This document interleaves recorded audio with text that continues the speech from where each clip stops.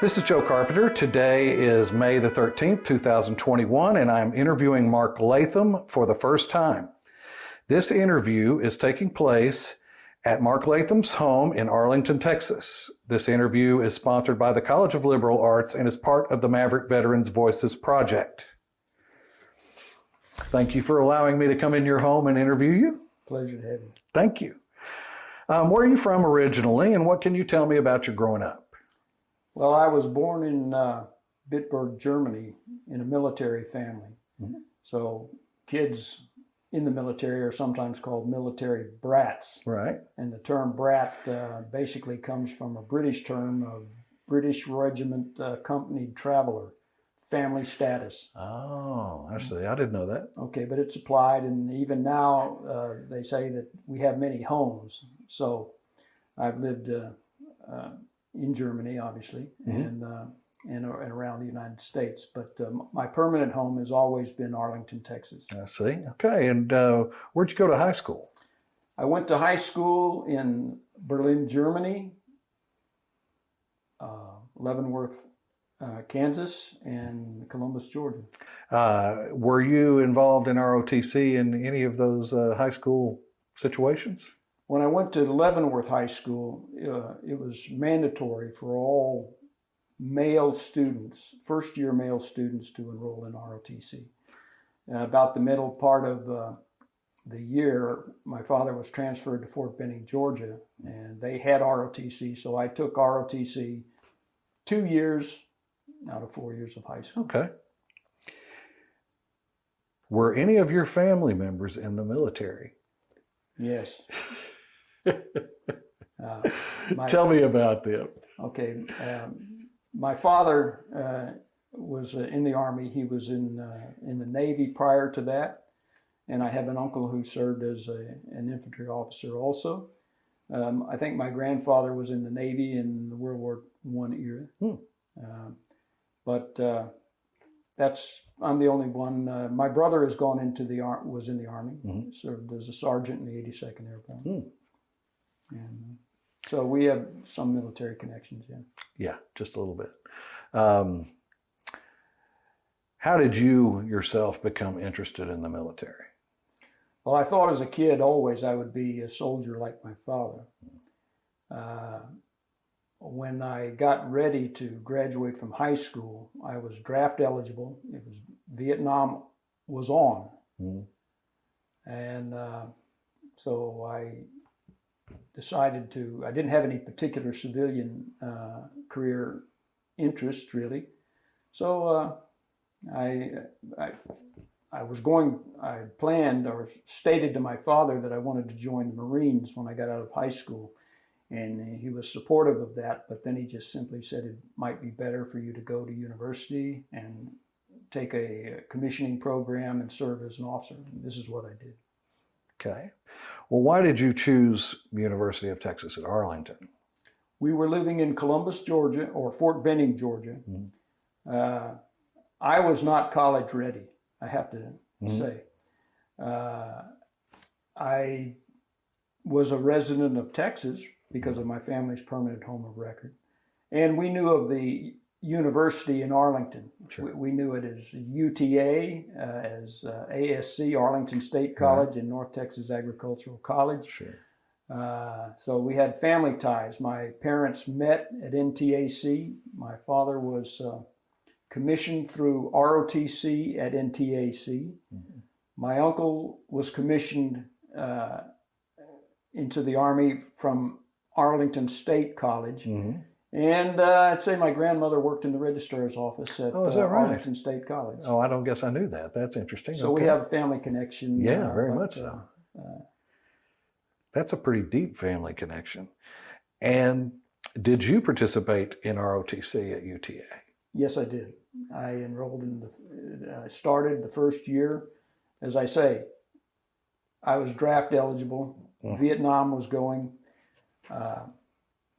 So I took ROTC the first year. I got a 3-year scholarship, which basically means I signed an enlistment contract for 6 years.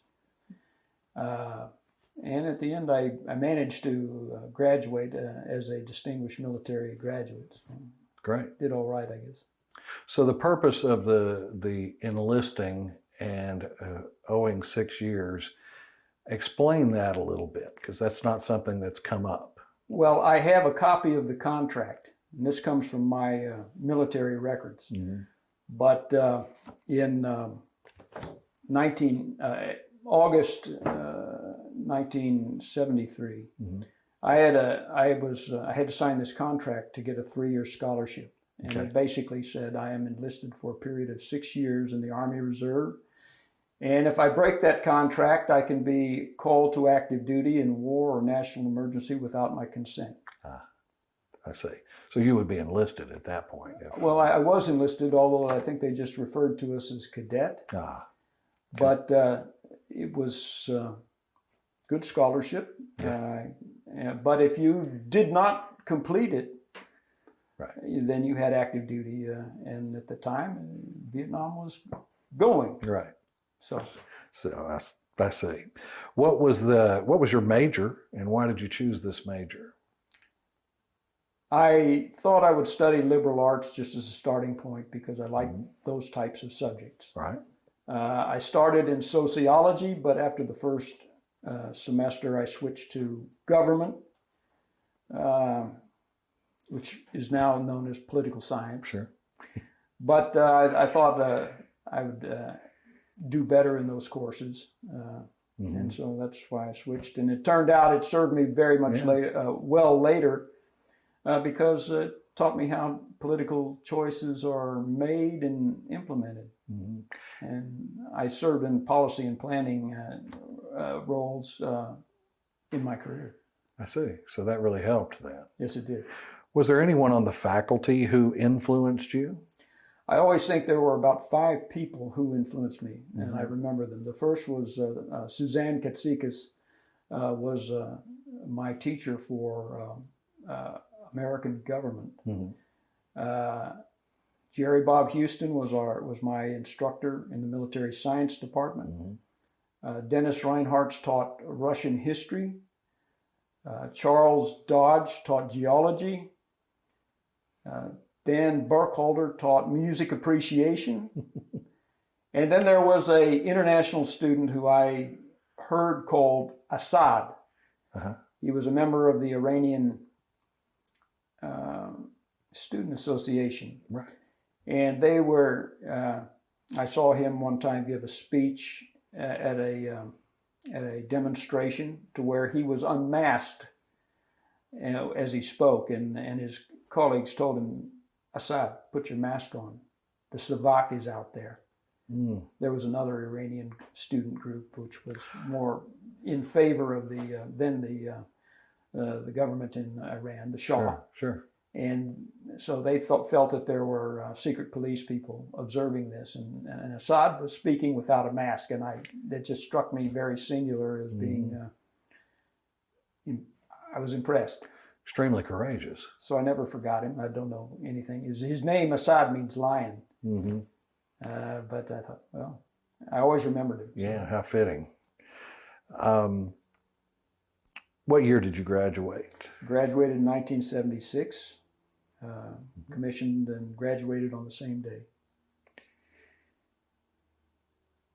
And what was your branch and specialty? I was in the infantry. I started in the infantry. Later on, I transferred to special forces. Mm-hmm. And where did you initially go for training, and what was that experience like for you? I went to Fort Benning for the infantry officers basic course and the ranger course. Good training, a lot of new developments in the Army at the time. Mm-hmm. It so happened my father was the commanding general of the infantry center, and so I always felt that people, our colleagues, other people at Fort Benning looked at me to see whether I met the standards that were associated with my father's command. Right, and that was a high standard to meet.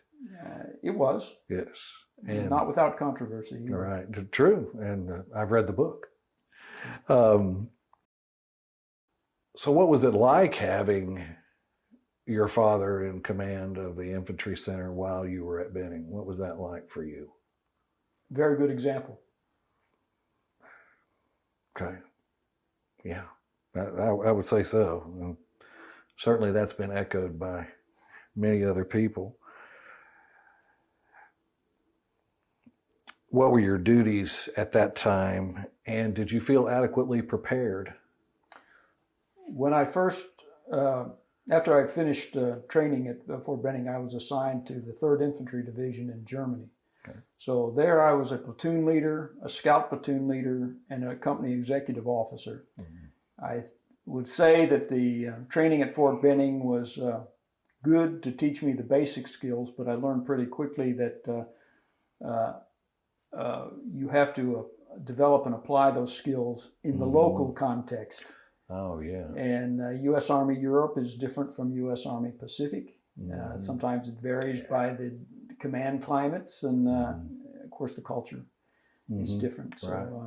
I did, I think one of the areas that I was not especially trained for was how to evaluate, for example, my platoon sergeant. I was an officer with less than a year in service, and I was evaluating a sergeant first class who had been a drill instructor, a combat veteran in Vietnam, and I had to evaluate him. Interesting. And that was my first wake up about this, because there's a certain amount of expectations that go along with rating. And as I say, these ratings go to centralized boards. Right. So I thought, okay, well, maybe I could have received some instruction. If I did, I don't remember it. Right. Because it was a rather important step. Sure. I also was involved in a program involving nuclear surety, which I had no special training for, but it was, at the time, it was a very important thing. And I'm not sure, I didn't even know these types of programs existed. Well, how did you come about the knowledge of being able to perform those tasks, whether it's rating an experienced NCO, or how did you come across, or how did you gain the ability to do those things? Well, some of it, there are on-the-job training. Right. We saw that all the other officers, would be tested in this. You'd have some view of it. When the time came for me to have to do it, there was a very short brigade-sponsored training session about it. It was mainly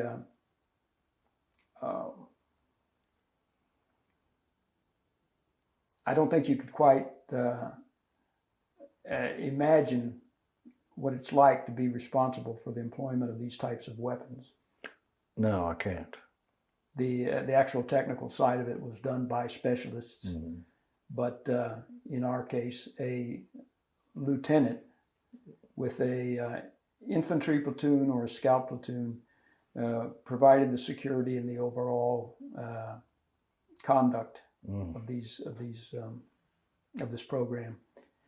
Was fine when you had a platoon. If I had been tested as a scout platoon, it would no doubt gone very well. As it was, I was an executive officer and was assigned soldiers from all over the battalion with a vehicle that no one was assigned, and we didn't pass. Oh, wow. Well, our brigade, and not just our battalion, but our sister battalion, armor battalion, they didn't pass either. So it was one of these things where you think you can put together a team for an important task of which you've never worked before, no matter how good the people are. And the results, I guess, are almost predictable. Right. So anyway, I learned a lot from that. I imagine you did.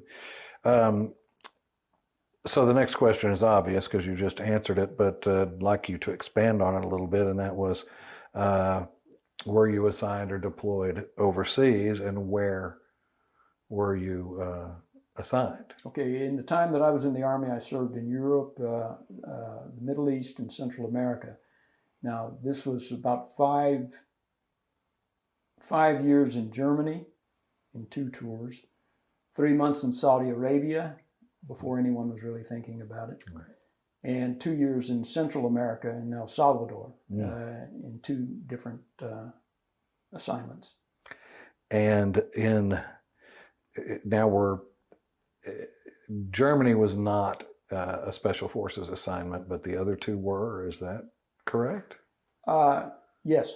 Okay. Well, the first assignment to Germany, I was an infantry officer. I served for 3 years. When I went back again, I was a Special Forces officer and a joint specialist, and I served at the Sub-Unified Command, the Special Operations Command, Europe. I see. When I went to Saudi Arabia, I was a Special Forces team commander, and we were doing a mobile training team there. And when I went to El Salvador, I was basically picked to be a military trainer, and most of those were Special Forces officers. Mm-hmm. So military group El Salvador was not Special Forces, but it was heavily populated with trainers from Special Forces. Right. And what year was that? The first time was 1986. Okay. The second time was after the peace accords were signed, and trying to think, when was that? Early 90s. Mm-hmm. Okay. And Saudi Arabia, when was? Saudi Arabia, that was about early 80s. Mm-hmm. Okay.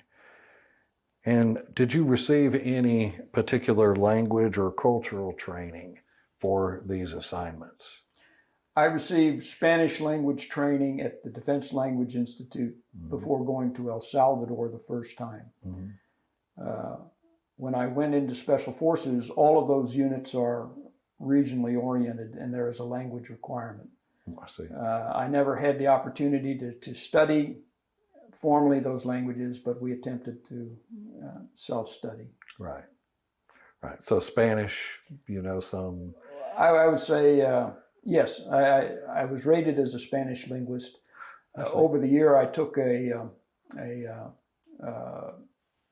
defense language tests in Greek and French. Oh. And was able to get a memorized level of proficiency. Right. But that was all through self-study, or of course my wife is Greek, so I have learned a bit of Greek that way. Right. And no Arabic? Arabic was one of those that we attempted to study. Yeah. Never formally trained, but I do know the difference between Arabic and Farsi. Right.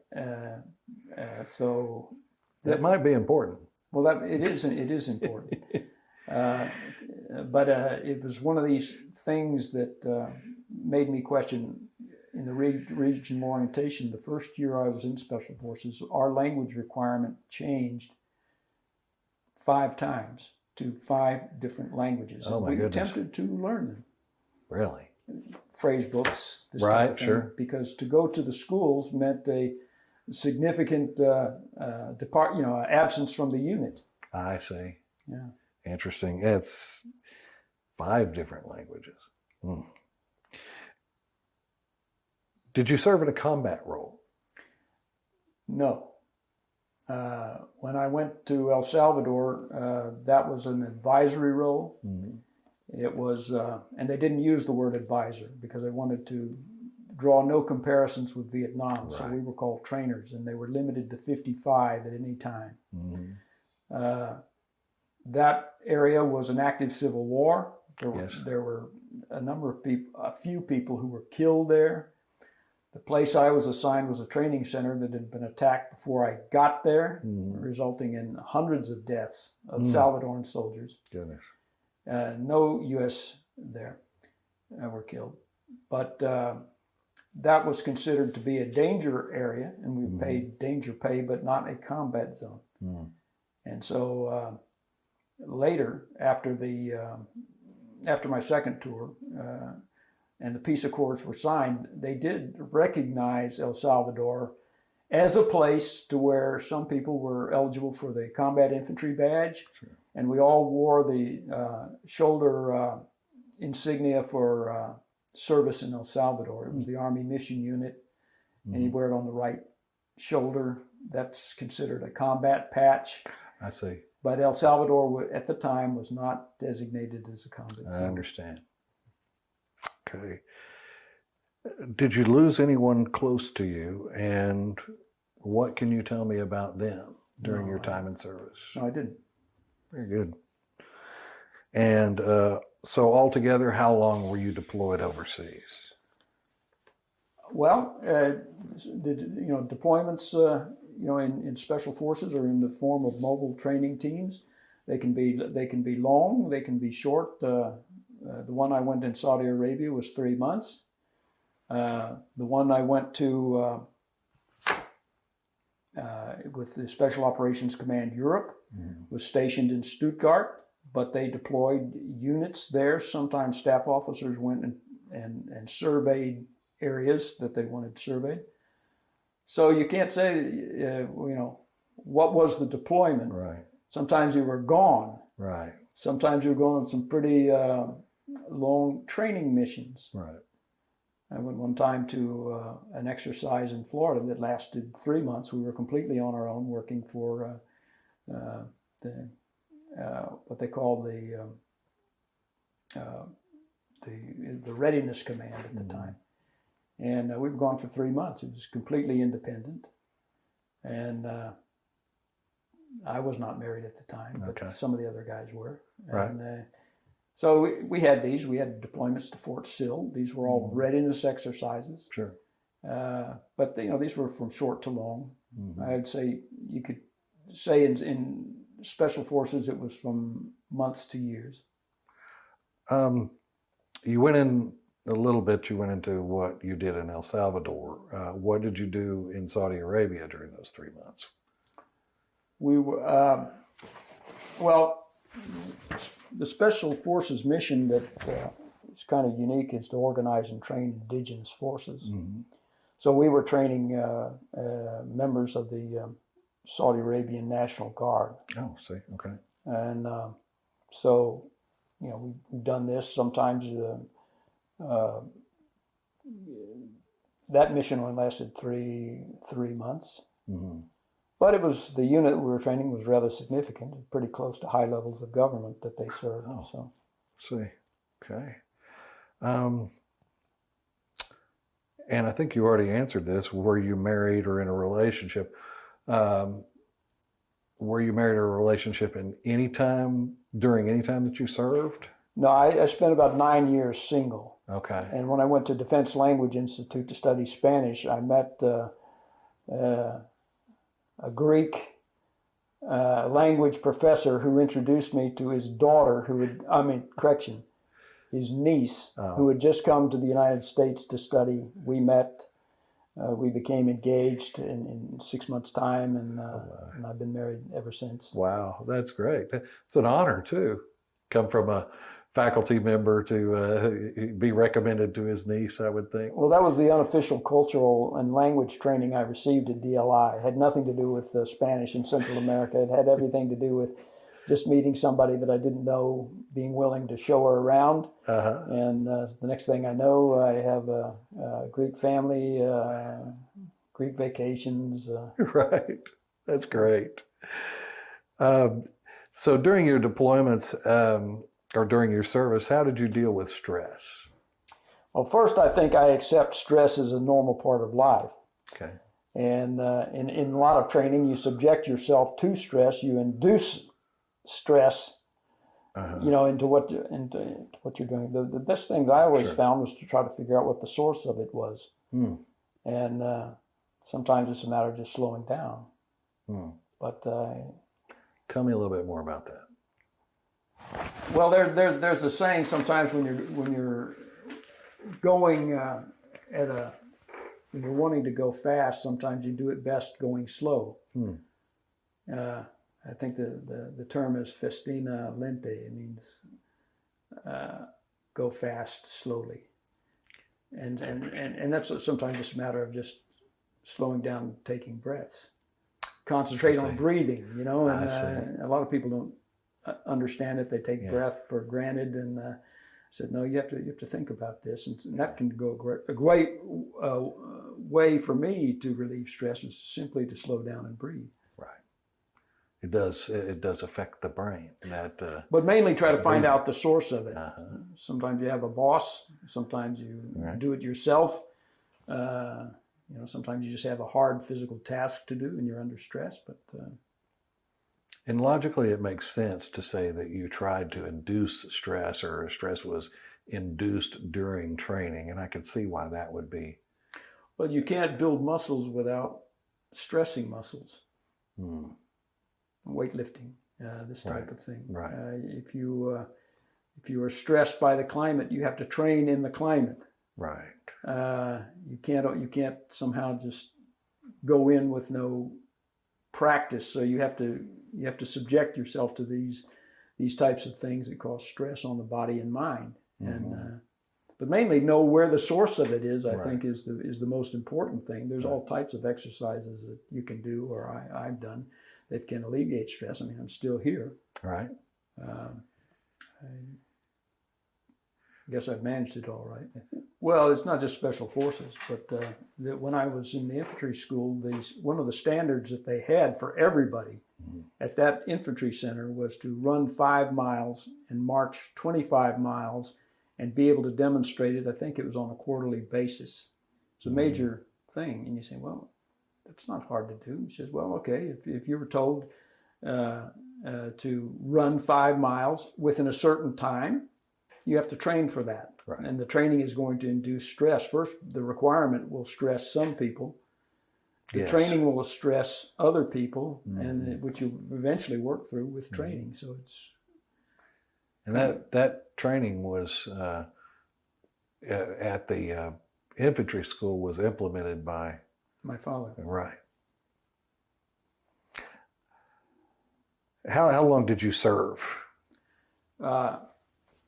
I always say I served in the Army, active Army, for 28 years. That was my maximum term of service. I count 3 years under contract to the Army as a cadet as 3 additional years. And now as a retiree, I have been retired since 2004. Okay. I'm subject to recall to active service, as are anybody. I learned this on the last day of my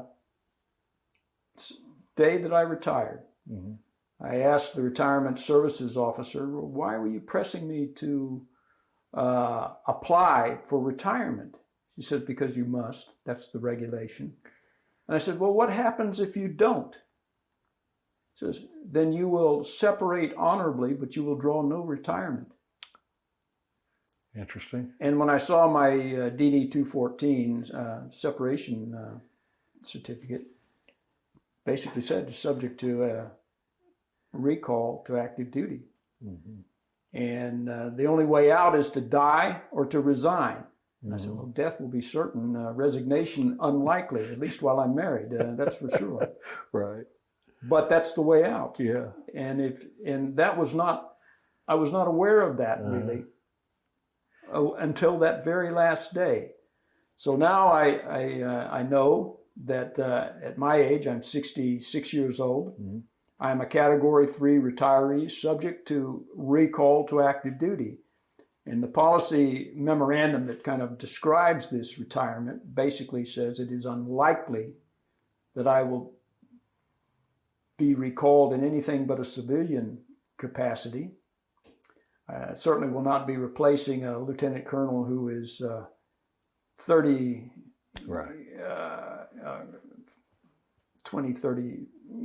years younger. Right.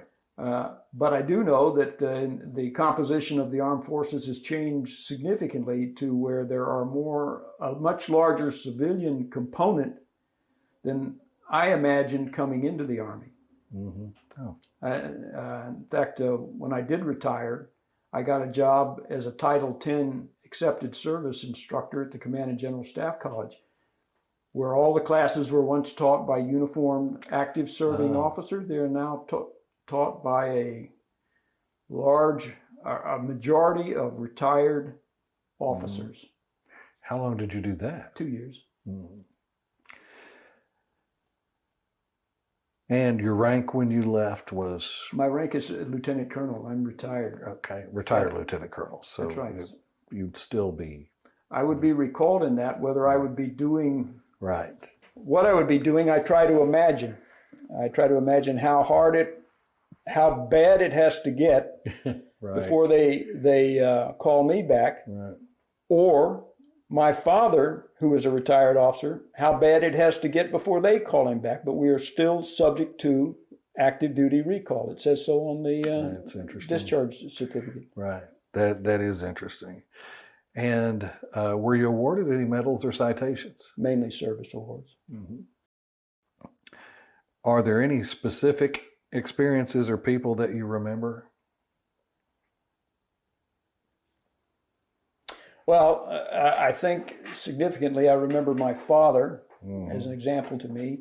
I also remember a Captain Richard Epting, who was a company commander who turned me on to Special Forces in Germany. Okay. Served with great people. Some of them are still living and living well. Right. What made you laugh? I sometimes mention that I was on a Special Forces detachment as a commander. And we went on this exercise to Florida, where we spent a lot of time in the Yellow River swamps. Mm-hmm. Now, the Florida Ranger Camp is there, and we were basing our operation out of that. But we spent a lot of time in the woods along the river. Mm-hmm. And we found out that when you capture snakes, you can turn them in to the ranger camp, who teaches a class on snake identification. Oh, okay. And you can even be treated to beers in their little bar that they had there. So while we were out there, we were just catching snakes. And I've always found that the snake stories associated with that detachment were always good for a laugh, but they were instructive as well, because the Army expected you to know how to identify snakes, but people get very uncomfortable in close proximity to snakes. Sure. Especially rattlesnakes. Sure. And we had I brought one of these eastern diamondback rattlesnakes back, and our little team rooms were little interrogation rooms. They're very small, very cluttered.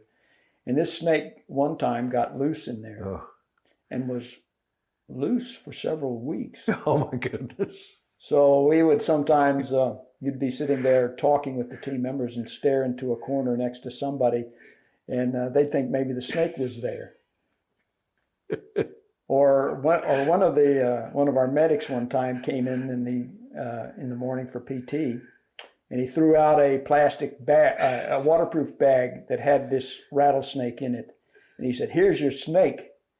And he said he had come in the night before to get his PT equipment. Snake had obviously gone into his PT bag, and when he got up to put on his shoes, the snake rolled out in front of his wife and mother-in-law. So oh my goodness, it's pretty funny. But oh my goodness! But it was instructive. You had to know how to identify snakes. Normally, it's done with pictures. We had a real snake, and the snake had more time in the battalion than some of the soldiers. But hopefully, he or she benefited from the training. Well, we did, and it was just one of these things that you can say that talk about bravery and things like this. People, I don't care how brave they are, get nervous around snakes. Right. Yeah, I can't imagine that I would spend much time trying to identify a snake. It's just a snake.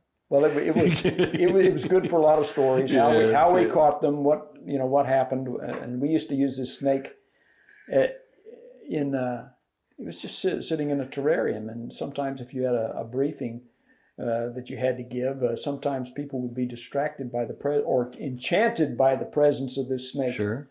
And so they you kind of get an advantage, So I thought there was a psychological advantage to having the snake, but the stories are pretty funny. Yeah, that is funny.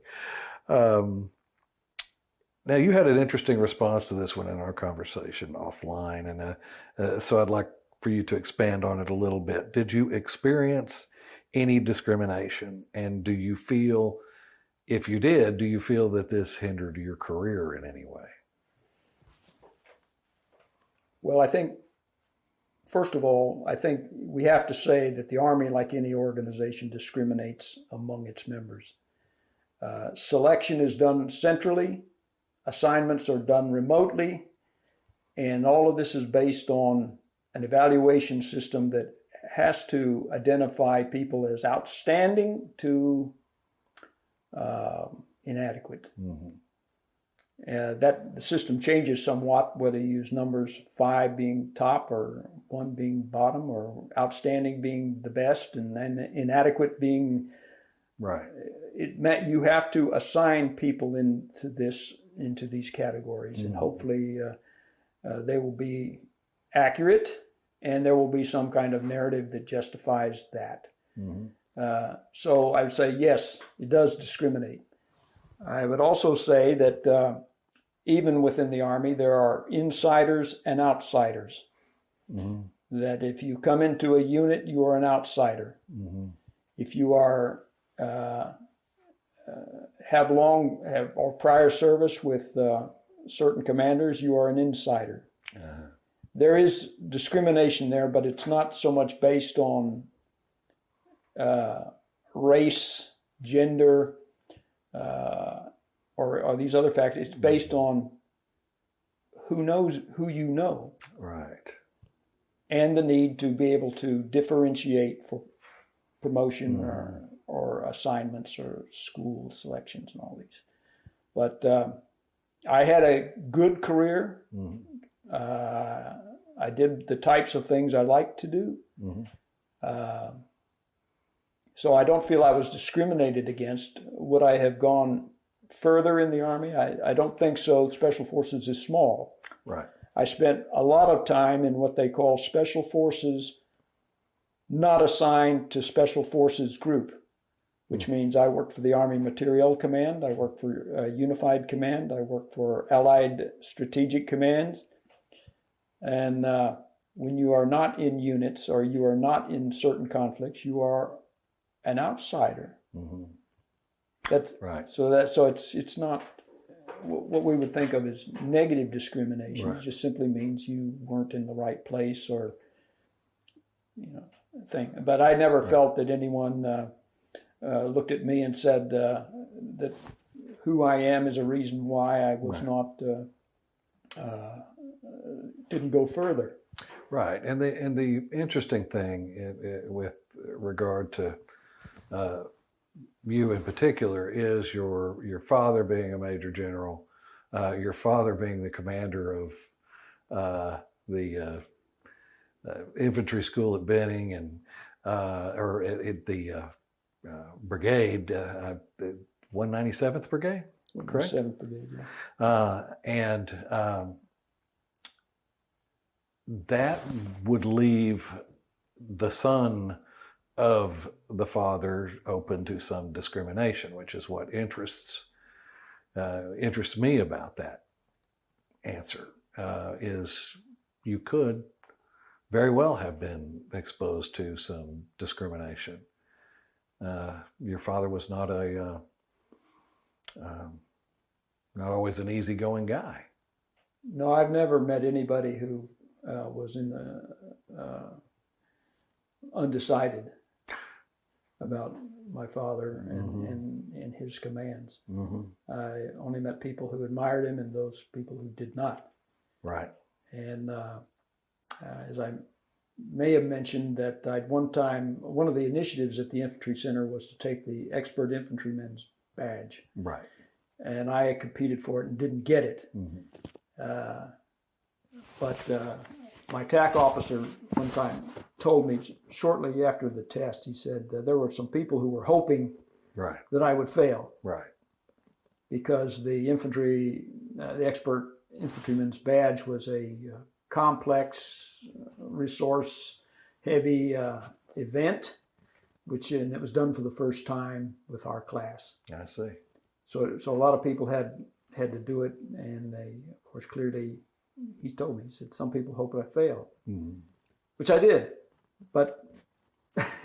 That also shows you that there was not anyone up above with their thumb on the scale in your favor. Kind of you're talking about funny stories. Here at ROTC, there was a black cadet named Bob Wilcox. And Bob was in the library one time, and he must have spotted me walking across to the library. And when I went and I saw him in the library, he says, I just saw you, and I thought, that brother's got funny looking hair, because I'm relatively dark, Mm-hmm. if you notice. But I never forgot, he says, his brother's got funny hair. So it turned out it's me. Right. There you go. Well, so you might have experienced discrimination without even knowing it. You can be damned by praise. Too. Right. That's very true. Very true. They have a rating scheme one time to where they changed it to where the senior rater, used to be called endorser, had to assign you to a block representing 1 to 100 people, with about, say, most of them being in the center, but at the top one, at the bottom one. And this system, sometimes you could see how putting somebody, say, in the second block can basically be a problem. So this is something that they always have to reevaluate and deal with. But you could say that being assigned to the wrong block because you are remotely connected or hardly known by your senior rater, or if you were rated by a civilian or by a foreign officer, which I had, then okay, so is that discrimination? No, that's just the way it is. It's not being in the right place. But I don't regret anything, and I don't think I was punished. I'm happy with how my career turned out. And I know this to be so, but talk with me a little bit, or I believe this to be so, but talk with me about retiring as a lieutenant colonel in Special Forces. Is that generally, if you stay in Special Forces or Special Operations, is that generally where you max out? A lot, yes. Yeah. A lot of it depends on when you went in, because they don't, at least in the officers, they don't take them in from the ground level. You have to have had to be qualified in your basic branch. Right. In my case, I had gone to the infantry center for infantry training. I had gone to the armor center for advanced officer training, and then I went to the Special Forces qualification course. So I had been in the Army. I was a captain, and I served in Special Forces for 5 years, which is a relatively long period for an officer in the same battalion. I see. Okay. But when I mentioned that I got into this business where you get assigned outside into security assistance, you get assigned to the Army Material Command. They want you for special operations expertise. Right. So you are essentially advising or organizing and training our own forces, sometimes a contracting officer, to explain what the Special Forces want in material requirements. Right. Sometimes the requirement's not clear. They need to have somebody in-house who can explain this. So I was serving there, and believe it or not, this serving in different staff positions was actually very good transition to civilian life, because it was like a consultant. I see. And they said there are some people who may have followed command routes to where they had staffs serving them, and then when they get out, they said, "There's your computer, there's your system." That's kind of a difficult adjustment for some people to make. So I felt that, okay, I had interesting jobs, different levels, but I was basically a consultant, and so it was not hard for me to adjust coming out. I retired overseas, which is not advised, because you cannot stay in Europe unless you have a job. Oh. You can't just wander around looking for a job. Right. You'd have to work with, I applied, I think, at one time for a job for U.S. Army Europe, for a job that I thought I met all the qualifications. When I saw the response, they said, "You're not qualified." And I said, "Well, this is an example of civil service where someone's already lined up for it. Right. And they have to go through the motions of opening it up." Right. I said, "Okay, that's real, not a problem." I didn't especially want to stay there, but we had a good school situation for the family. We like the international community. Yes. But Europe is not the place to retire if you don't have a job. Right. And so I came back to Arlington because they give you a year to decide where you want to go. Yeah. And my family was here. I didn't have a job, so they sent me back to where I entered the Army, which was Arlington. I see. So, other than your father, was there anyone else, anyone you served with who influenced or served for or served under that influenced you? well, I always think my uncle was an infantry officer. He also served as an advisor in Thailand. He served in Vietnam as well. Yes. But he also did a master's degree program at the University of Texas. So I got to, that influenced me quite a bit. Yes. And he had a pretty interesting civilian career after that. Right. All of which, common interests and things like this. So my uncle, Rex Latham, was influential. I always think of my first platoon sergeant, Edward Boyle. Great guy. Always wonder what happened to him, but anyway, he's memorable. And then, of course, my members of my SF detachments that I was with, I still have contacts with them. Oh, that's great. So, it's haven't, but by names, my father, my uncle, Epting, Boyle, and then just my detachment members. Right. These were people that I remember, but well, I had an interesting. I was in the Army Special Operations Command as a staff officer, and my rater was a fellow named Stan Pritchard, good man. He one time relayed to me that my senior rater, was an Army colonel, mentioned to him that he felt that I was not driven. And I thought, is that a compliment or is that a criticism? And I have to say that I have never felt driven by anybody. Interesting. And in fact, my father, when I told him I was going to go into Special Forces, he told me, good, essential, important path. He says, but it is restricted. Yes. You will not have the same opportunities as an infantry officer. Right. But, he was just telling it like it was. Yes. And, but, so he gave me good advice. Captain Epting had been a Special Forces officer. He, I think, stayed as an infantry officer. Special Forces was not a branch. Right. It was a specialty. Yes. So, he, just by his demonstration, showed me what was possible, or what looked interesting. So these people I remember, but there have been a lot of people who, I've come across which I don't think especially influenced me or inspired me in any other way other than the ones we've already spoken. Sure. Is there anything that reminds you of your time in the service? Smells, sounds, tastes? You're going to think this is strange. My bagpipe, which is sitting behind this screen. Which we will, which I did want to talk to, and now's as good a time as any.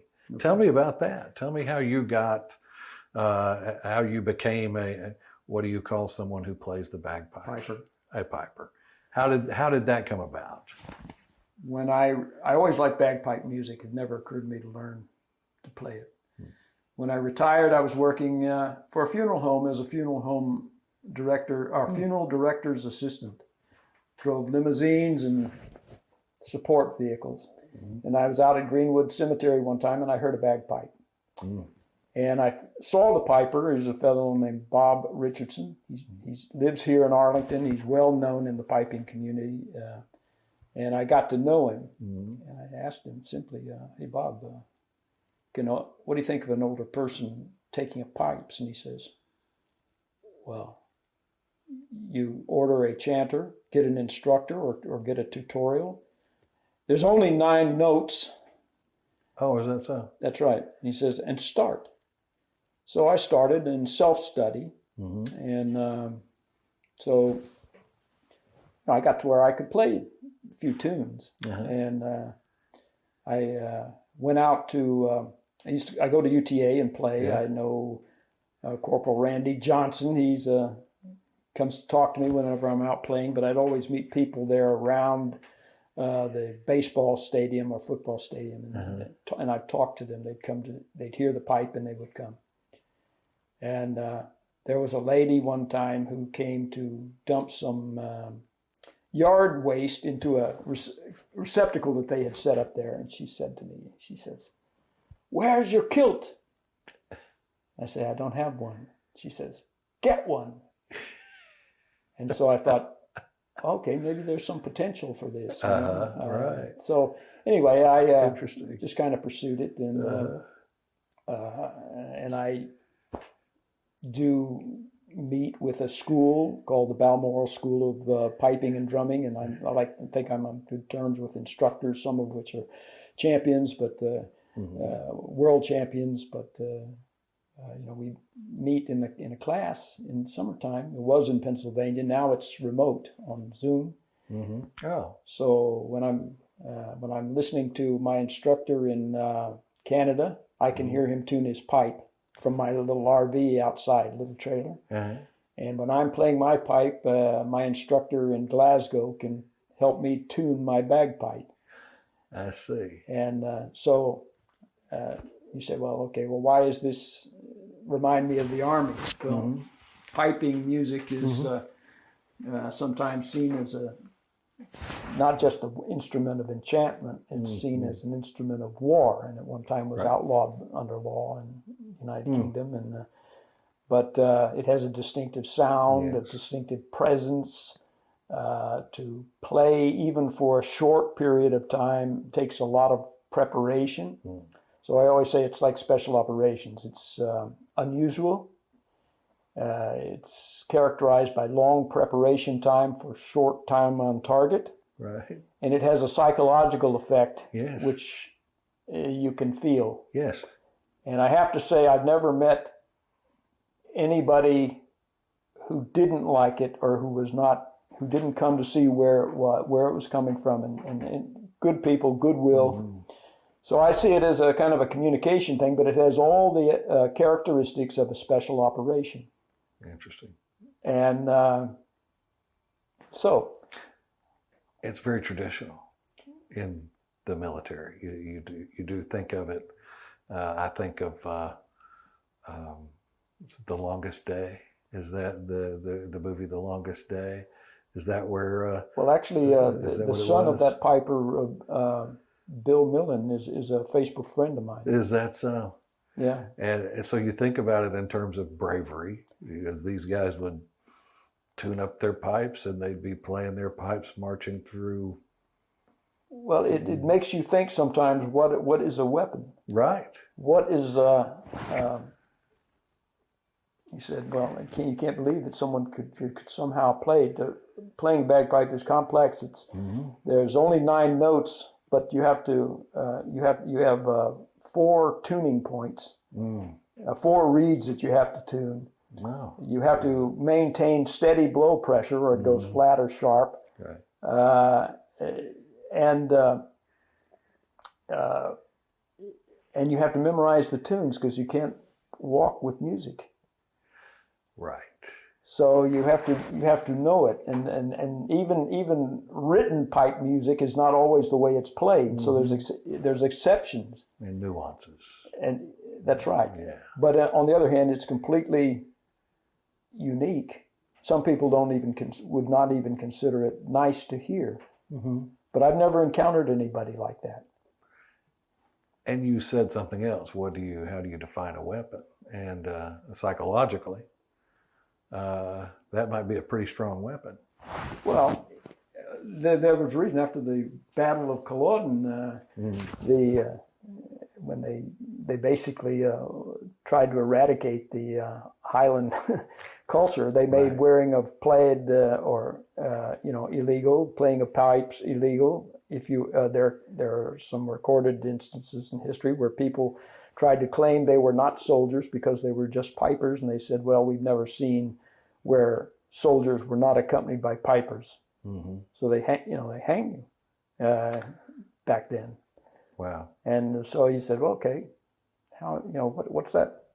What is this anyway?" It captured my imagination in retirement, and I had occasion to play for some friends and family and this type of thing. I don't play in a band; I just play by myself. And at events along with the Cadet Corps Alumni Council and I imagine the Medal of Honor Parade and those things.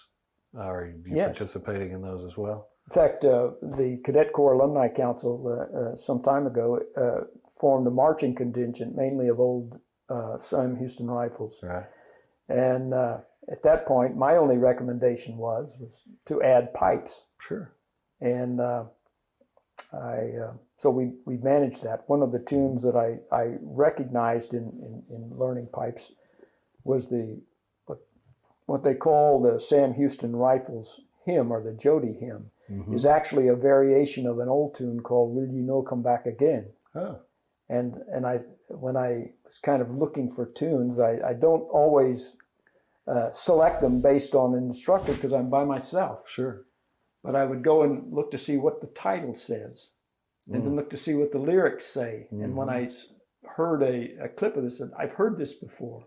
Turned out it was the Jody hymn. So interesting. In the in our various activities, I played that, and I'd say some of them recognize it.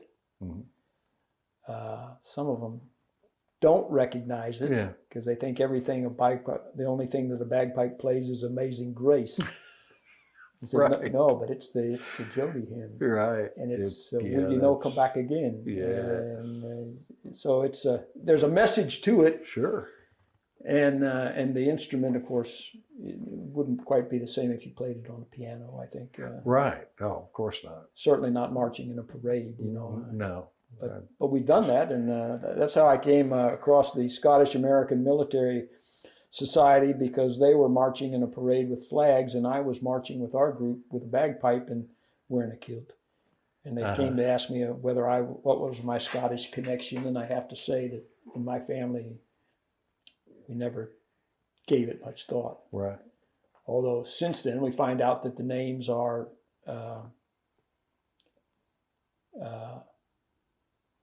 Ulster Scots, I think they called it. Okay. My grandmother was from Ireland. Her name was Murdoch.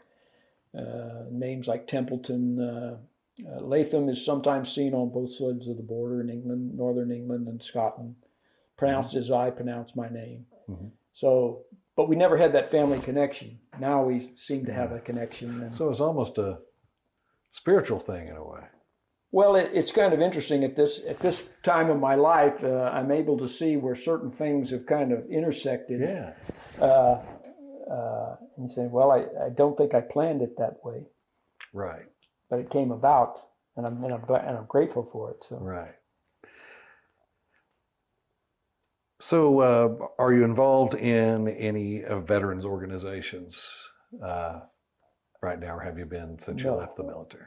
Well, I was a member of the local SAMS, Scottish American Military Society post. Mm-hmm. Not a life member. I just renewed it annually, and I haven't been with them because I've been unable to attend their events. Right. Still maintain some contact, but no real active affiliation. I have played at Veterans Day events out at Fort Arlington. Yes. So it's not membership, but certainly interested in those veterans issues. But you are still actively involved with the Cadet Corps Alumni Council, which would be one of those veterans organizations, I think. Well, I think it is. Yeah. As I say, it's I'm the historian, and I'm not looking to write the historian I didn't know that. History or anything, but I have been able to go through and write what you call information papers with pictures and stuff, and just from my old staff officer days, Uh-huh. always writing information papers and things like this. And so that was the format I chose.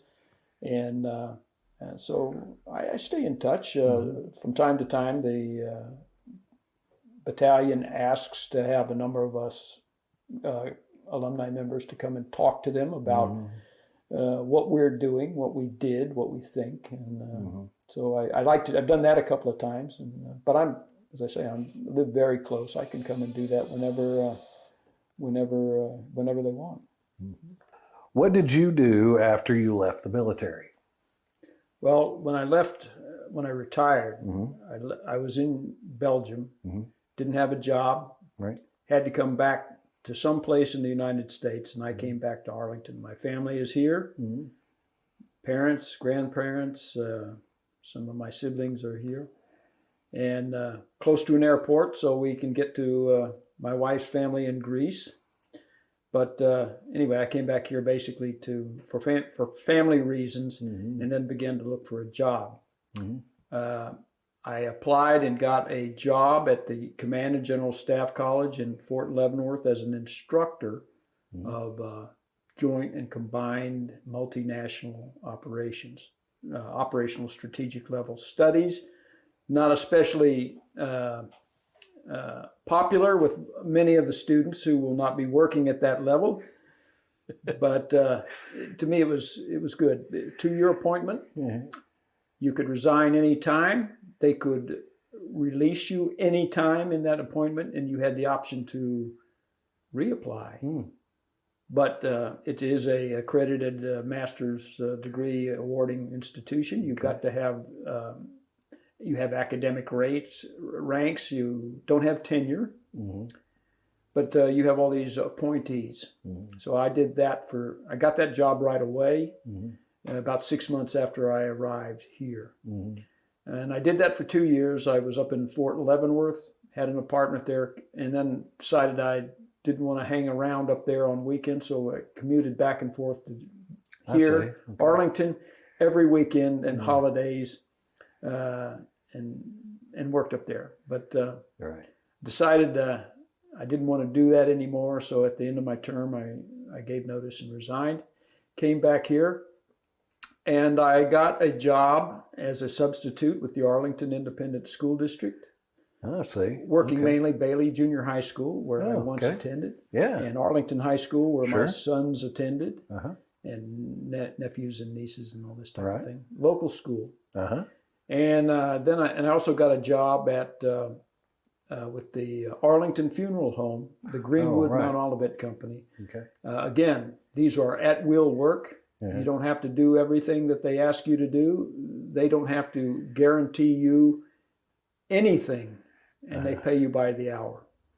Wow. So anyway, I did that sort of as a way of community service, but it's also interesting. I would have never got into these as a career. Didn't want to become a teacher or didn't want to become a funeral director, but I liked the people I was with, and thought I was doing something that was useful. And there's freedom in that too.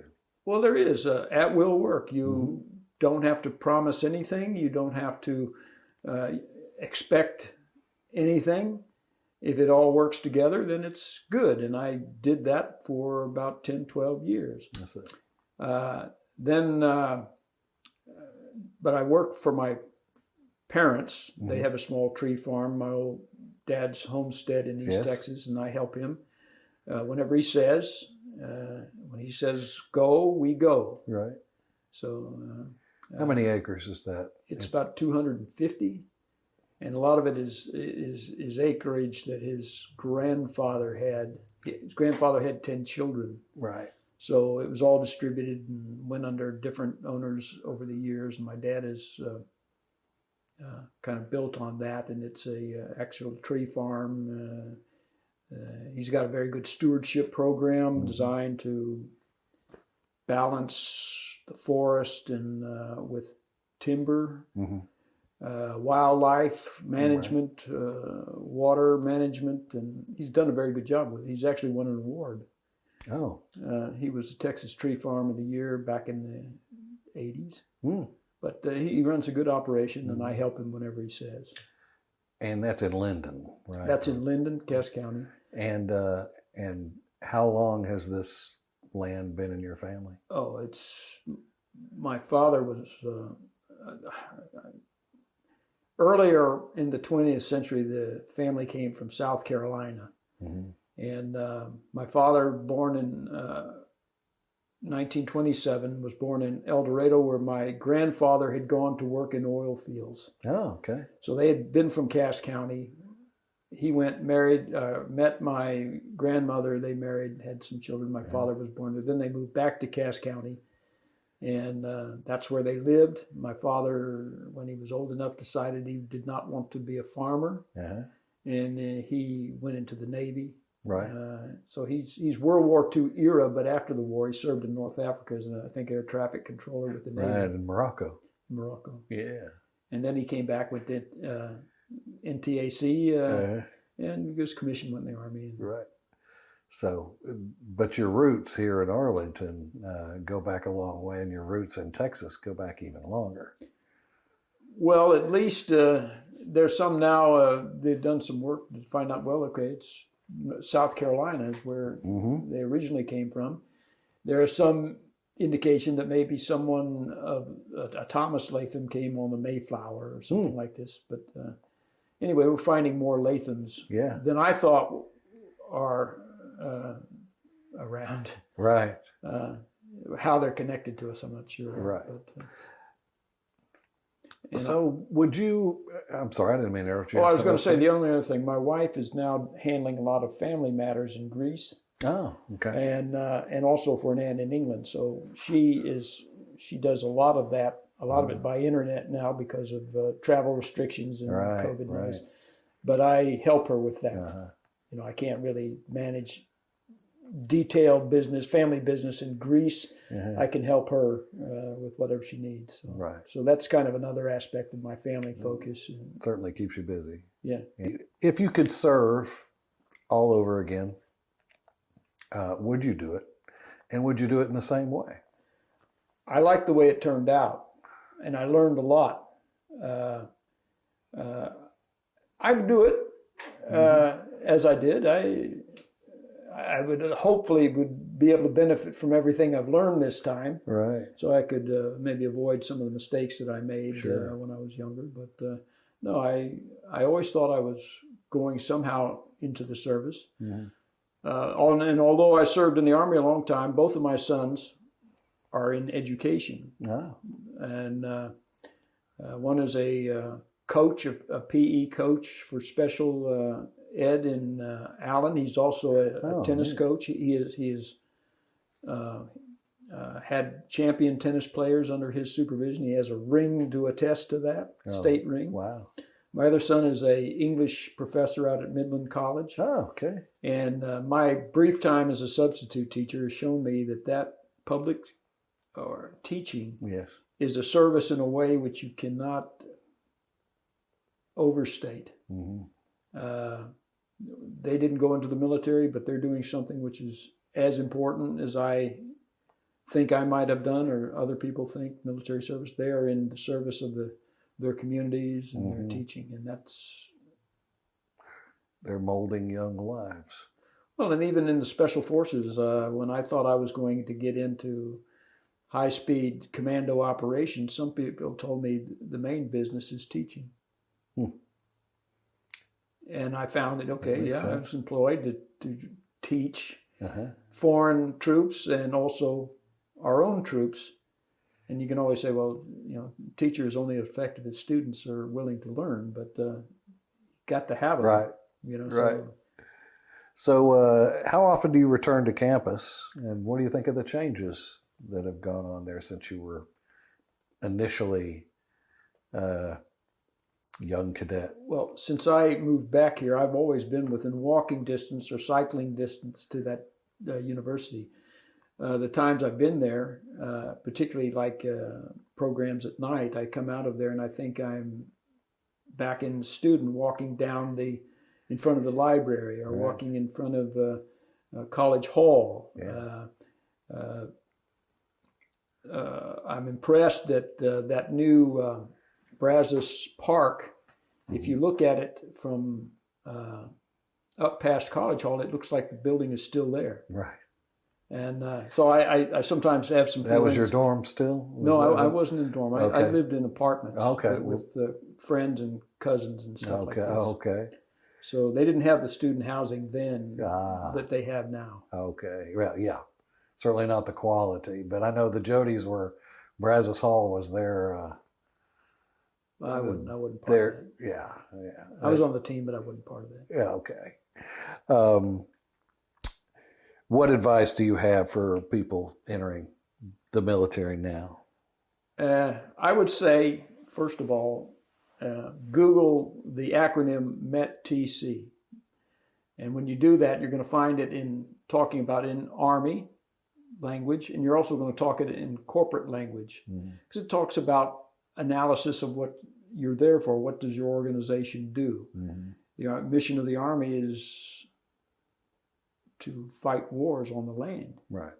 That's what it is, and to win. It is not to better the education of people in this country. Although a lot of people, I benefited, Sure. from it. But the mission is pretty clear. It is to fight wars. Who is the enemy? Where will these operations be conducted? The United States has the world divided into unified commands. Right. Pacific, Central or Asia, Europe, Africa, and our U.S., North America, South America. So that's where you could be. And some people find that even though they're living or posted to the Pacific Ocean, they're finding themselves in Central Asia. So I said, look and see what all this means to you, because it may differ from your goals. The second thing I would say is how much time do you have available for military service? And I've had people say, well, I'm prepared to give myself 12/7 to military service. You can't do that. Right. You can't do it. You may want to do it, Right. but you can't do it, and not for very long. And I said, on the other hand, the average life expectancy in this country is about late 70s. You're not going to be serving in an active capacity into your late 70s. I am a Category 3 retiree. I have a role. I can't imagine how bad it has to be before I have to be recalled. Right. But I'm not going to be doing the same things I did when I left the service back in 2004. I'm still at service. I just don't have to report to anybody. I have to maintain myself physically. I have to try to keep up with what's going on in the world and what's going on in the Army.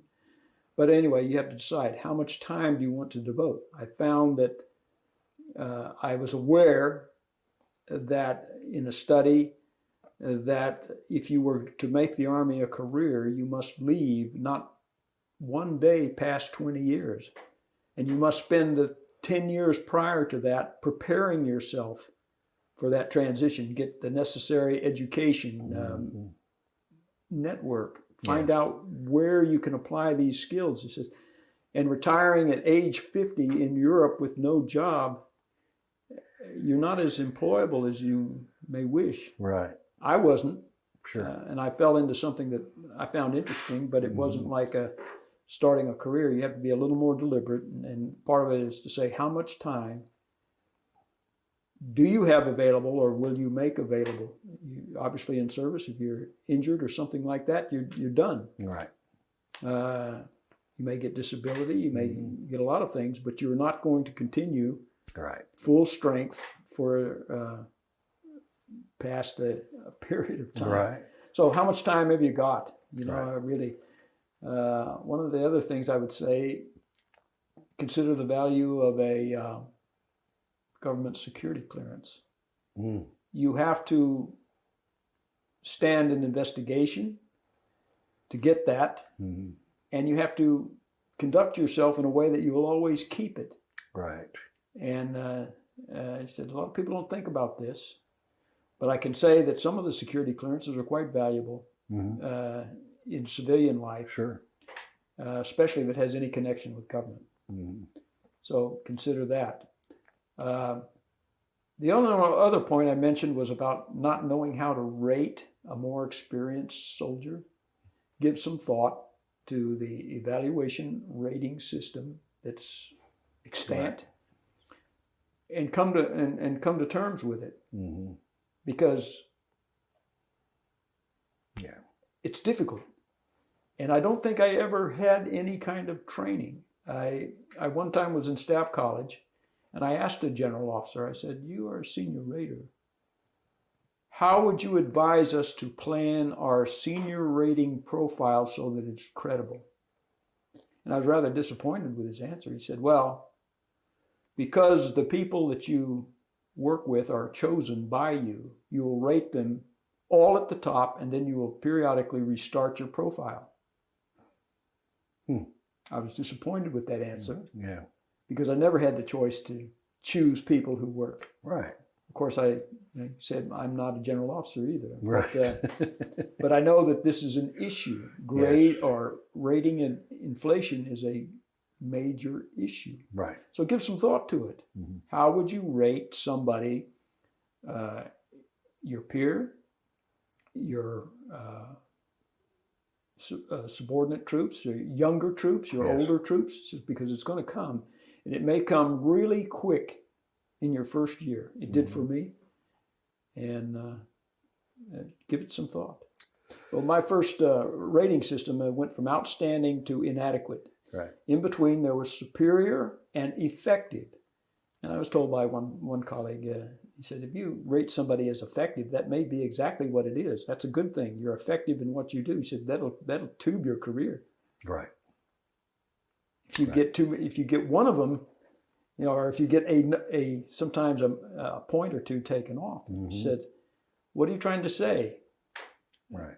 And on the other hand, you think that how are you personally going to deal with this? Right.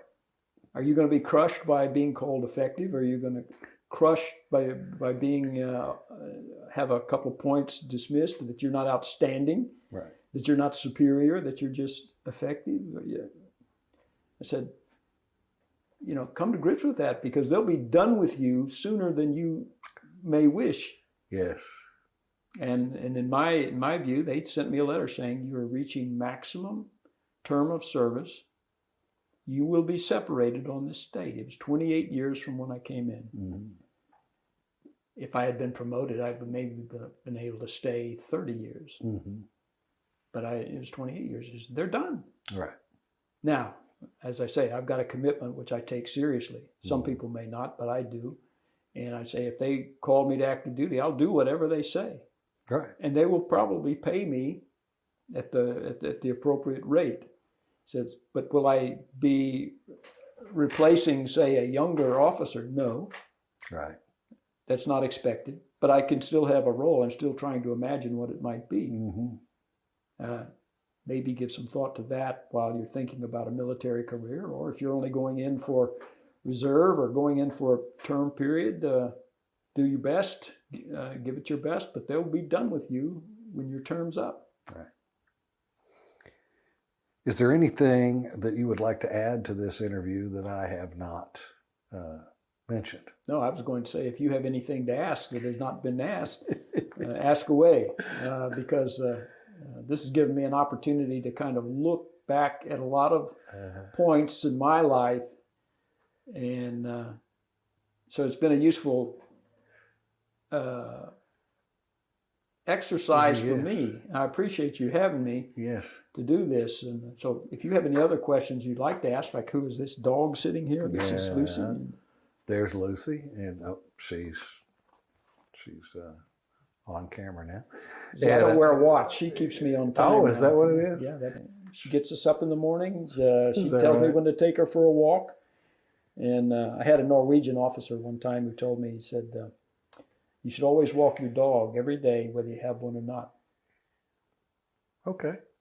And so, that's understandable. That makes sense. Yeah. So she's got a role. That's good. Well, I really appreciate your time. I really appreciate your insight. This has been quite enjoyable, and It's nice to have another Latham in the collection. And who knows, maybe there are more of Lathams yet to come, and we shall see. But thank you for your time, and thank you for your hospitality. You're welcome. Yeah. And we will end it here. Well, I don't see we'll end it. Yeah, it'll be ended. See you around till another time. Yeah, see you next time.